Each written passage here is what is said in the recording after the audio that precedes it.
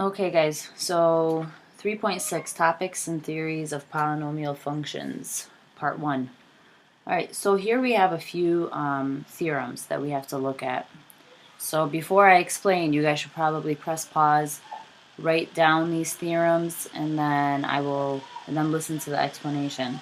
So the first one is just the intermediate value theorem. Basically, it just states that if you have a continuous function from a to b, and if at f of a you have a point, and if at f of b you have a point, then there must be a number in between that exists, or a zero specifically. Now, how do we know that that is a zero in between a and b? Because f of a will probably be positive, and then f of b will probably be negative. So if you're going from a positive y value to a negative y value, then you must have crossed the x-axis somewhere. So that's basically what the intermediate value theorem tells us. It tells us that if a function is continuous from a to b, and then at f of a there's a point, and at f of b there's a point, then there must be a point c in the middle. And it tells us specifically that there's a zero if f of a is positive and f of b is negative. The remainder theorem says that when we divide a polynomial f of x by x minus c, the remainder r is f of c. So if we don't have to divide something and it gives us the polynomial and it gives us the divisor, which is x minus c, you just take that c, you plug it in to the function, and that will tell you what the remainder is going to be, if the remainder is going to be 0, 1, or whatever it is. Which brings us to the next thing. If you use the remainder theorem to figure out what the remainder is, and then you find out that f of c is 0, then what that tells us is that x minus c is a factor of the polynomial. So all of these theorems are going to be used kind of interchangeably together. Alright, division of a polynomial by x minus k. So you notice that I've kind of added some steps. So take a minute, I'm not going to read through these steps, but pause the video, write down the steps, read through them, and then we'll do an example in example number 2. Alright, so now the first example says, show that a polynomial function defined by this has a real zero between 2 and 3. So whenever you're asked something like this, you're asked, show that this function between 2 and 3 has a zero. So first of all, we know that this function is continuous. And we know that this is our a value and this is our b value. So basically what we need to do is use the intermediate value theorem, figure out what is the value of f of a, and what is the value of f of b. And if the values jump from positive to negative or negative to positive, then that means that the graph went through that zero. So let's see what f of 2 is. So f of 2 is going to be 2 cubed. You notice I'm plugging it back into the original function. So here we have 8 minus 2 plus 1. So negative 2 plus 1 is 1. And then f of 3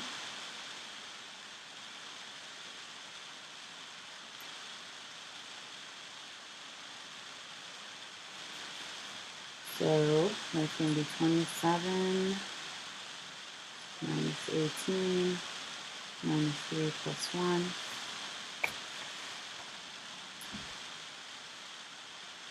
So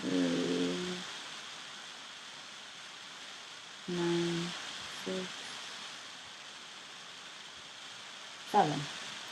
So in this case, what we actually end up with is a number from 1 to 7. So if I was to graph this at 2, what's my y value? 1. I think I made a mistake mathematically here somewhere. Let me just double check. So this is 2 cubed, which is 8. 2 squared, 4 minus 2, which is 8. So that's 8 minus 8, which is 0. Minus 2, which is negative 2, plus 1. Oops, that's negative 1. My bad. Okay? So that means that at f of 2, let me draw a better graph here. At 2, my y is negative 1. And at 3, my y is 7. So in order for this function to go from negative 1 to 7, it did actually have to cross the x-intercept. So, therefore, by the IVT, there is a real 0 between 2 and 3.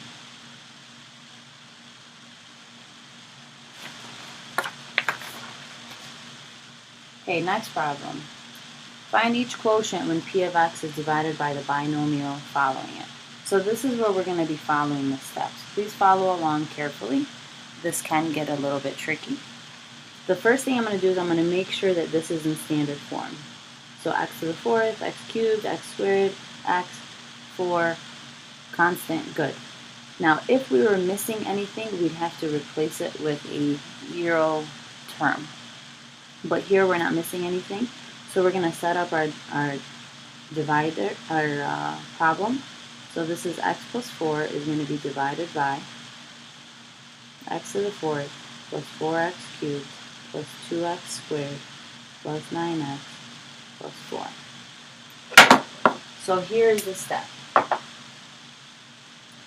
You're going to start with the first guy. So x to the 4th. And you're going to divide him by the first guy in the divisor, x. You get x cubed. That answer is going to go on top of where the x cubed term is. Next, after you get the answer, now you're going to multiply the x cubed by x and by 4. So x cubed times x is x to the 4th. So that goes here. And then x cubed times 4 times positive 4 is plus 4x cubed. And we're going to subtract. Make sure you put these in parentheses, so that way when you subtract, you're actually subtracting the correct terms. So here x to the 4th minus x to the 4th is 0. 4x cubed minus 4x cubed is 0. So everything else, you have zeros here, and now everything else comes down. So we got positive 2x squared plus 9x plus 4. And again, you do the same thing. You take the first guy, divide him by the first guy.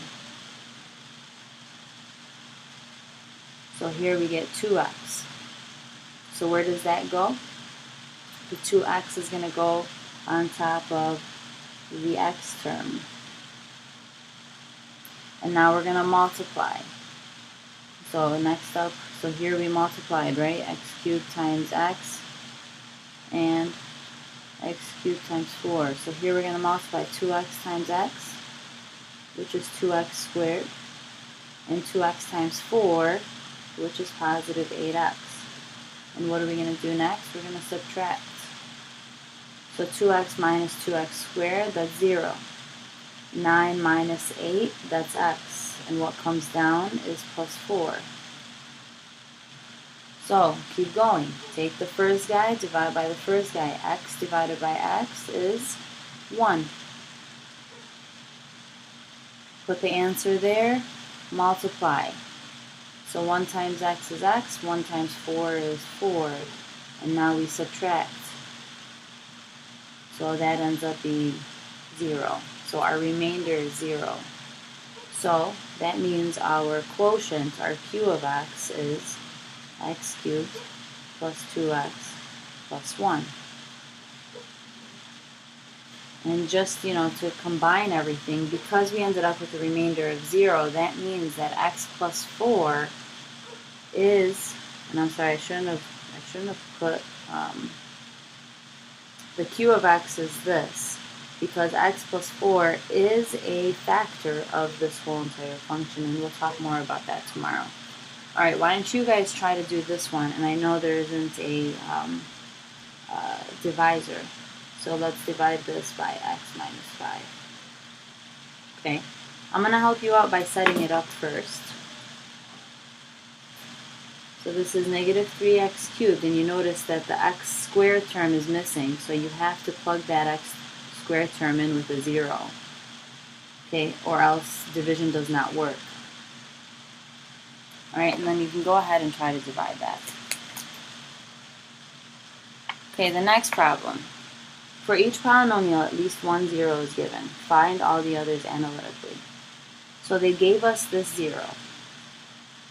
So we're going to check the degree always, because that will tell us how many zeros we need to have. We have 1, we need 3. So in this problem, we need 3. So to figure out, that is a 0, which means I need to break this up so I can figure out the other 2. So I'm going to use division. So here, if 3 is a 0, then my factor that I'm going to be using is x minus 3. If 3 is a 0, then that's my factor. X cubed plus 2x squared minus 11x minus 12. It's all in standard form, so we're good to go. Take the first guy, divide him by x. So x cubed, divide by x squared, that goes up here. Now multiply by both of the outside guys. So x cubed minus 3x squared. Now we subtract. So x cubed minus x cubed is gone. 2 minus negative 3 is going to be 5x squared. And now everything comes down. Again, take the first guy. Divide by the first guy. So you end up with 5x. And that's positive.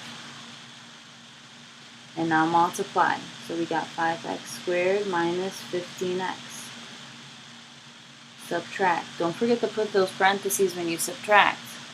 So this cancels out, and now here we got negative 11 minus negative 15, which is actually plus 15, and that gives us 4x minus 12, because I brought this down.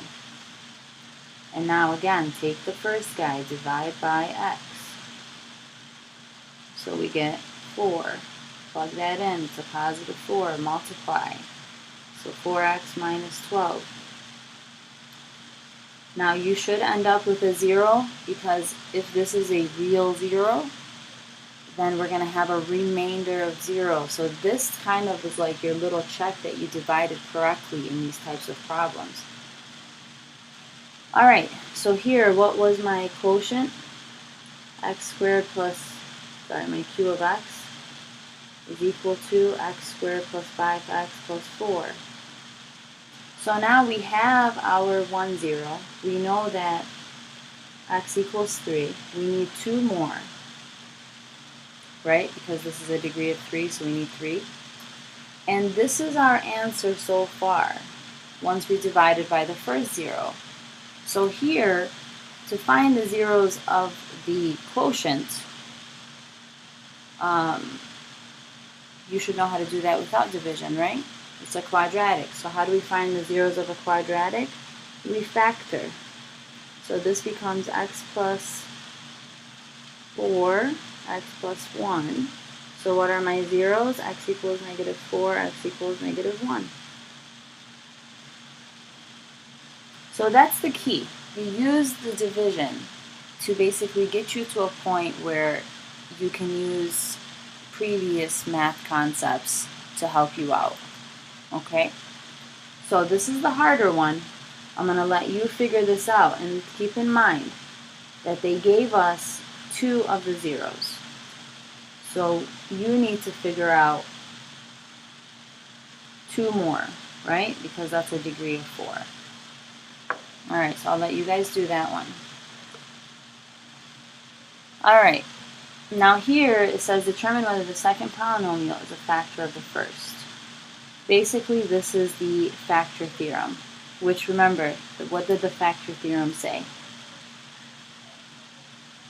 It said if f of c is 0, then it's a factor.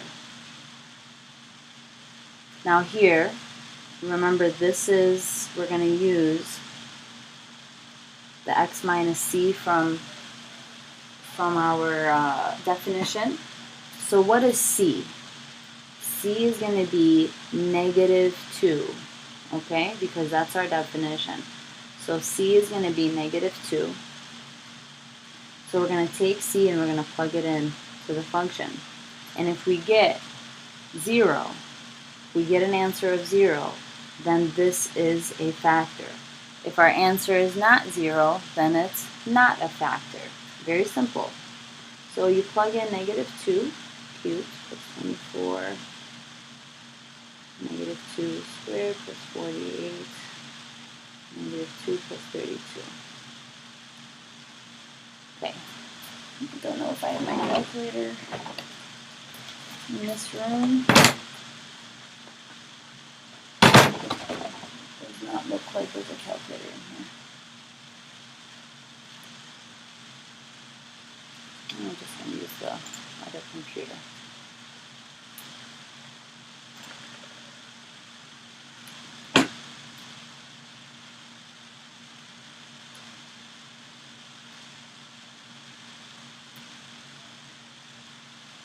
Alright, this is going to be